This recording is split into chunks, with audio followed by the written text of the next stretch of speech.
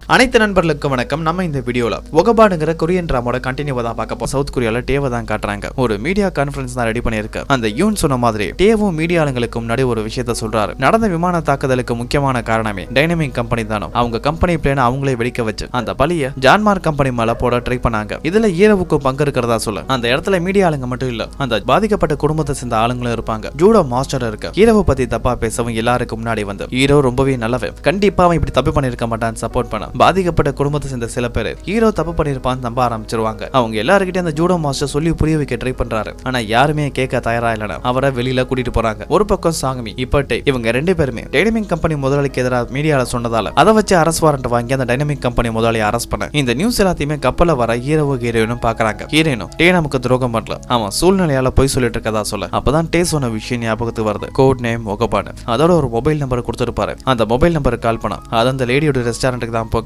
அவங்க கிட்ட ஒகபாண்டுன்னு code name சொல்ல அந்த கால ஒரு ஆளை வாங்கி பேசுறாங்க. யாருன்னு பார்த்தா அது காங் தான். அவர் இறந்து போல இன்னும் உயிரோட தான் இருக்காரு. அப்பதான் என்ன நடந்துச்சுங்கிற விஷயத்தை காட்டுறாங்க. அதாவது டேவும் கொலிக்கும் மொராக்கோல இருந்து கிளம்பும் போது தவறுதலா அவங்க மேல ஒரு ஆள் இடிச்சிட்டு போயிருப்பாரு. அவங்க போன கொஞ்ச நேரத்திலேயே அவரோட பாக்கெட்ல ஏதோ வைப்ரேட் ஆன மாதிரி இருக்கும். டே எடுத்து பார்த்தா அதுல ஒரு மொபைல் தான் இருக்கும். அதுல கால் வரும் அட்டெண்ட் பண்ணி பேசினா லைன்ல டைனமிக் கம்பெனியோட முதலாளி தான். என்ஐஎஸ் ஏஜென்ட் மொத்தமா சீஃபோட கண்ட்ரோல்ல இருக்காங்க. உங்களுக்கு உதவி பண்றதுக்கு இங்க யாருமே இல்ல. நான் சொல்றதை தெளிவா கேளுங்க. உங்ககிட்ட இப்ப ஒரு போன் இருக்கு. அந்த போனோட அந்த சீஃபோட போனை சிங்க் பண்ணிருக்கேன். அவன் என்ன பேசினாலும் அது உங்களுக்கு நல்லாவே தெளிவா கேட்கும். அதை வச்சு நீங்க தான் இந்த பிரச்சனையில இருந்து வெளியில வரணும்னு சொல்ல டேவர் பண்ண உதவிக்காக நன்றி சொல்ல அப்பதான் சவுத் கொரியால சீஃபும் காங்க கொல்றதுக்காக பிளான் பண்ணிருப்பாரு. அதை டேவும் கொலிக்கும் கண்டுபிடிக்க அதை அந்த லேடியோட ரெஸ்டாரண்ட்டுக்கு இன்ஃபார்ம் பண்ண அவங்க தான் இன்னைக்கு சாப்பாடு எடுத்துட்டு வந்து காங்குக்கு கொடுத்துருப்பாங்க. அப்படி கொடுக்கும் போதே அதுல ஒரு சின்ன பிட்டு பேப்பர்ல உங்க சாப்பாடுல பாய்சன் இருக்கணும், அந்த சின்ன பிட்டு பேப்பர்லயே ஒரு மாத்திரையும் கொடுத்துருப்பாங்க. இதுவும் ஒரு விதமான பாய்சன் தான். இதை சாப்பிட்ட கொஞ்ச நேரத்துல அதுக்கான மாத்து மருந்தை சாப்பிடணும், அப்படி இல்லைன்னா இறந்து போயிருவாங்க. இதுதான் அவங்களோட திட்டமே. அந்த மருந்தை சாப்பாடோட வச்சு காங்க சாப்பிட அவருக்கு நெஞ்சு வலி வந்து மயக்கம் போட்டிருப்பாரு. அவர் ஹாஸ்பிட்டல் கூட்டிட்டு போகவும் அவர் இறந்த மாதிரி காட்டி அங்க அவருக்கான மாத்து மருந்தை கொடுத்து காப்பாத்தி இருப்பாங்க. இந்த எல்லா விஷயமும் டேக்க மட்டும் இல்ல, ஹீரோட ஃப்ரெண்டுக்கும் நல்லாவே தெரியும். இப்ப பிரசன்ட்ல ஹீரோயின் அந்த காங்கிட்ட தான் நாங்க ஒரு ஷிப்ல தான் வந்துட்டு இருக்கோம். அந்த ஷிப் வரப்போற டேட் டைம் எல்லாம் கரெக்டா சொல்லி அங்க வந்து எங்களை பிக்கப் பண்ணிக்கோங்கன்னு சொல்ல அதுக்கு காங்கும் அந்த சீஃபை பத்தி எனக்கு நல்லாவே தெரியும், உங்களுக்கு எல்லா ஏர்போர்ட்லயும் தேடிட்டு இருப்பான். அப்படி கிடைக்காத நேரத்துல நீங்க கப்பல்ல வர வாய்ப்பு இருக்குன்னு கண்டிப்பா கெஸ் பண்ணுவோம். அதனால நம்ம வேற விதத்துல அவனை டைவர்ட் பண்ணி ஆகணும்னு சொல்ல இப்ப கட் பண்ண அந்த என்ஐஎஸோட சீக்ரெட் இடத்தை தான் காட்டுறாங்க. அங்க இருந்தா ஹீரோவும் ஹீரோயின் எங்கன்னு சொல்லி உலகம் ஃபுல்லா செக் பண்ணிட்டு இருக்காங்க. அப்ப அங்க இருக்க ஏர்போர்ட்ல பல ஏர்போர்ட்ல ஹீரோ ஹீரோயின் இவங்க எல்லாருமே ஒரே நேரத்துல இருக்கிற மாதிரி அங்க இருக்கிற கேமரா எல்லாருமே டைரக்ட் பண்ணி காட்டுது. என்னதான் நடக்குதுன்னு புரியாம இருக்கவும் அப்பதான் வீடியோ கால் மூலமா ஹீரோவும் வராரு. அங்க இருக்கிற ஆபீசர்ட்ட ராத்திரியும் பகலுமே என்ன தேடிட்டு இருக்கீங்க போல இருக்கு, தப்பு பண்ண குற்றவாளி எப்படிங்கடானா ஒரு அப்பாவி எப்படிக்க தேடிட்டு இருக்கீங்க, நான் கொரியாவுக்கு வந்ததுக்கு அப்புறம் உங்க எல்லாரையும் தூக்கி போட்டு மிதிக்கிறேன்னு சொல்ல அந்த காலை கட் பண்ணிடுவாங்க. அப்ப ஷேடோ அதாவது யூனு அங்கதான் இருக்கான். நம்ம இவனை பல இடத்துல தேடிட்டு இருக்கோம், ஆனா இவன் உலகத்துல பல இடத்துல இருக்கிறதா கேமரா எல்லாம் காட்டுது. அதே நேரத்துல அவன் நமக்கு கால் பண்றான், அவன் வேற ஏதோ ஒரு திட்டம் போடுறான், அதை என்ன நம்ம தெரிஞ்சுக்கணும்னு சொல்ல ஹீரோவுக்கு ஹீரோனுக்கு இந்த ஐடியாலாம் கொடுத்தது காங் தான். அதோட இவங்க உலகத்துல பல இடத்துல இருக்க மாதிரி டேட் பண்ணிருக்குமே கேமராலாம், அதுக்கெல்லாம் காரணம் ஜாங்சோ. அந்த ரெஸ்டாரண்ட்ல வேலை பார்க்குற ஆளு தான். ஆளு என்னமோ பார்க்க கொஞ்சம் மென்டலி ப்ராப்ளம் இருக்க ஆளு மாதிரி தான் தெரியும், ஆனா சரியான புத்திசாலி. இவன் தான் என்ஐ சிஸ்டமே ஆக்ட் பண்ணி அவங்க இந்த உலகத்துல பல இடத்துல இருக்க மாதிரி காட்டியிருப்பான். இதுக்கிடையில ஹீரோவும் ஹீரோனும் அடிக்கடி வேற வீடியோ கால் பண்ணி பேசிட்டு இருக்காங்க. இப்ப ரெண்டு பேருமே சேர்ந்து வீடியோ கால் பண்ணவும் அங்க இருக்கிற ஒவ்வொரு ஆளா திட்டிட்டு இருக்காங்க. ஹீரோயும் டேவை தான் திட்டுறாங்க. ஏன்னா ஒருவேளை டேவை திட்டலனா அவங்களுக்கு இவங்களுக்கு சம்பந்தம் இருக்குமோன்னு சொல்லி சந்தேகம் வரும் தான் டேவையும் திட்டுற மாதிரி நடிப்பாங்க. ஹீரோ அங்க இருக்கிற எல்லாருமே திட்டிட்டு இருக்கும் போது ஏண்டா டாக்ஸ் கட்டுறது நாங்க, நீங்க மக்களுக்கு உதவி பண்ணாம பணக்காரங்களுக்கு உதவி பண்றீங்கன்னு சொல்லி திட்டிட்டு இருக்கும் போது அதுல யூனை பாக்குறாரு. உன்னை பார்த்தா இங்க இருக்கிற எல்லாத்துக்கும் தலைவன் மாதிரி தெரியுது, எங்களை பிடிக்கிறதுக்காக இவ்வளவு முயற்சி பண்றீங்க, இந்த விஷயம்லாம் பிரசிடென்ட்டுக்கு தெரியுமான்னு கேட்டா இது எல்லாத்தையுமே வேற ஒரு சிஸ்டம் மூலமா காங்கும் பார்த்துட்டு தான் இருக்காரு. அந்த யூன் எதுவுமே பேசாம அமைதியா இருக்க கூட இருக்க டேவோ நான் சொல்றதை கேட்டு அமைதியா சரண் அடைச்சிருங்க, அந்த போவை எங்கள்கிட்ட ஒப்படைச்சிருங்க, நீங்க நிம்மதியா வாழலாம், டைனமிக் கம்பெனி முதலாளி நினைச்சாலும் உங்களை காப்பாற்ற முடியாது, உங்களுக்கு என்னதான் வேணும்னு டீல் பேசுவோம்னு சொல்ல அதை கீரவும் நம்ம நாட்டுல ஊழல் பண்ற ஒரு அதிகாரி கூட இருக்க கூடாது, இதுதான் என்னோட டீல்னு சொல்ல அப்பதான் ஹீரோனோட மொபைல் வைப்ரேட் ஆகும். காங் தான் கால் பண்ணிருப்பாரு. அந்த மொபைல் எடுத்துட்டு போய் தனியா பேச ஆரம்பிக்கிறாங்க. உங்களுக்கு உதவி பண்றது டைனமிக் கம்பெனியோட முதலாளியோட செக்ரட்டரி தான் எனக்கு நல்லாவே தெரியும், ஆனா அவளையும் நம்பாதீங்க, எக்காரணத்தை கொண்டும் கோட் நேம் ஒகபாண்ட பத்தி அவங்களுக்கு தெரியக்கூடாதுன்னு சொல்ல இப்ப உங்களுக்கு வீடியோ கால் வரதுல எப்படியாவது ஐபி அட்ரஸ் கண்டுபிடிச்சு அவங்க இருக்கிற இடத்தை கண்டுபிடிக்கலாம்னு சொல்லி எவ்வளவோ ட்ரை பண்றாங்க. ஆனா அந்த ஜாங்சு ஹேக்கர் மூலமா அவங்களால ஐபி அட்ரஸை கண்டே பிடிக்க முடியல. அப்பதான் சீஃபும் இந்த டைனமிக் கம்பெனி முதலாளியை இங்க ரொம்ப நாள் வச்சிருக்கிறது நமக்கு நல்லது,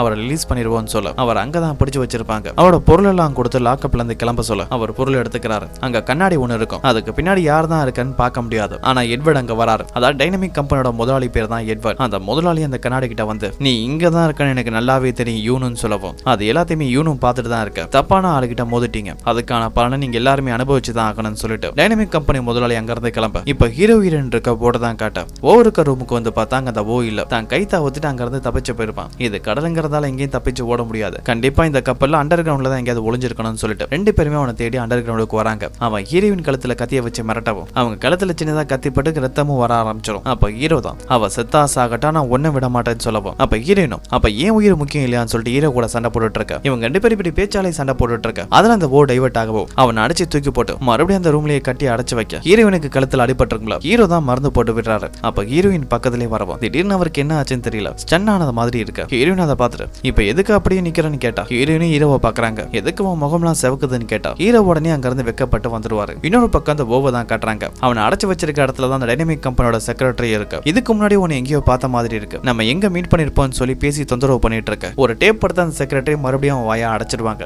இப்ப பிரசிடென்ட் தான் காட்டுறாங்க. அந்த யூன் அவர் கூடவே இருக்க அமைச்சர் இவங்க எல்லாம் பிரசிடென்ட் எவ்வளவு பிரெயின் வாஷ் பண்ண முடியும் பிரெயின் வாஷ் பண்ணி அந்த பிளைட் கான்ட்ராக்டை எப்படியோ ஜான்மார்க் கம்பெனியோட டீல் போட்டுருவாங்க. தனக்கு டீல் கிடைச்சதால ஜான்மார்க் கம்பெனியோட முதலாளியும் அது சம்பந்தப்பட்ட ஆபீசர்ஸ் வர வச்சு சின்னதா ஒரு பார்ட்டி கொடுக்க. அப்பதான் அசிஸ்டன்ட் வந்து காதல் ஏதோ ஒரு முக்கியமான விஷயத்த சொல்ல அவங்களும் அந்த அசிஸ்டன்ட் கூடவே போறாங்க. வந்து பார்த்தாங்க யூன் அவங்களுக்காக காத்திருப்பா. இந்த கான்ட்ராக்டை மட்டும் அவங்களுக்கு வாங்கி தத்தா 5% தரதா டீல் போட்டிருப்பாங்க. தனக்கு சேர வேண்டிய பணத்தை உடனே இந்த அக்கௌண்ட்டுக்கு அனுப்புங்கன்னு சொல்ல அவங்களும் பணத்தை அனுப்பிடுவாங்க. இப்ப காங்க தான் காட்டுறாங்க. ஹீரோ ஹீரோயின் கூட தான் வீடியோ கால் மூலமா பேசிட்டு இருக்காரு. நீங்க சவுத் கொரியாக்கு ஓவ கூட்டிட்டு வரது சரி, ஆனா எனக்கு தெரிஞ்சு இன்னும் சாலிடான எதுவும் எவிடன்ஸ் இருந்தா நம்மளால குற்றத்தை சுலபமா நிரூபிக்க முடியும்னு சொல்ல அந்த எவிடன்ஸுக்கு என்னதான் பண்றதுன்னு ஹீரோவும் ஹீரோனும் குழப்பத்துல இருக்க. அப்ப யாரும் அவங்க இருக்க ரூமுக்கு வர மாதிரி சவுண்ட் வருது. உடனே அவங்கள்ட்ட இருக்க லேப்டாப் எல்லாத்தையும் மறைச்சு ஒளிய வச்சிருவாங்க. அங்க வந்தது யாருன்னு பார்த்தா டைனமிக் கம்பெனி முதலாளியோட செக்ரட்டரி தான். இவங்க எல்லாரும் ஒன்னா சேர்ந்து சாப்பாடு சாப்பிடுறாங்க. அந்த இடத்துல தான் ஓவம் இருக்கு. அவங்கிட்ட விசாரிக்கிறாங்க. விமானம் வெடிச்சதுல நீ சம்பந்தப்பட்டிருக்கா சரி, அது சம்பந்தப்பட்ட எவிடன்ஸ் எதுவும் உங்ககிட்ட இருக்கான்னு கேட்டா தாங்கிட்ட எந்த ஒரு எவிடன்ஸுமே இல்லன்னு சொல்ல அப்பதான் இறந்து போன மைக்கேலை பத்தி கேக்குறாங்க. மைக்கேலுக்கு யாரோ ஒரு பொண்ணோட அஃபேர் இருக்கதா கேள்விப்பட்டேன். அந்த பொண்ணு யாரு என்னன்னு எதுவும் தெரியுமான்னு கேட்டா அந்த ஓவோ நானும் அந்த ஜனாமும் ஒரு தடவை மைக்கேலை மீட் பண்ண போகும்போது மைக்கேல் ஒரு பொண்ணோட இருந்தான். அந்த பொண்ணோட முதுகுல ஒரு டாட்டாவும் இருந்ததா சொல்ல அந்த பொண்ணு முகத்தை பாத்தியான்னு கேட்டா தனக்கு ஞாபகம் இல்லன்னு சொல்ல ஆனா ஒரே ஒரு விஷயம் அந்த மைக்கேல்ட்ட ஏதோ ஒரு வீடியோ ஃபைல் இருந்துச்சு, அது ரொம்பவே முக்கியமான ஒண்ணுன்னு சொல்லப்போம். அது என்ன வீடியோ ஃபைல்னு கேட்டா அதுக்கு மேல அவன் எந்த ஒரு தகவலையும் கொடுக்கல. இந்த எல்லா விஷயத்தையும் செக்ரட்டரிக்கு தெரியாம இந்த விஷயம் எல்லாத்தையுமே காங்குக்கு இன்ஃபார்ம் பண்ண கூடவே அவங்க இன்னும் கொஞ்ச நேரத்துல சவுத் கொரியா வரப்போறங்கிற விஷயத்தை ஞாபகப்படுத்த அப்படி வரும்போது அவங்களுக்கு பிரச்சனை எதுவும் வர வாய்ப்பு இருக்குன்னு காங்கோ அந்த ஜாங்ஸுவை மீட் பண்றாரு. அவங்க வரப்போற கண்டெய்னர் நம்பர் அந்த டைம் எல்லாத்தையுமே எப்படியாவது டேக்க தெரியப்படுத்தணும்னு அந்த ஜாங்ஸோட சொல்ல அவனு ஏகப்பட்ட புக்கை படிக்கிறான். அதுல இருக்க சில வார்த்தைகளையும் பக்கங்களையும் கரெக்டா குறிச்சு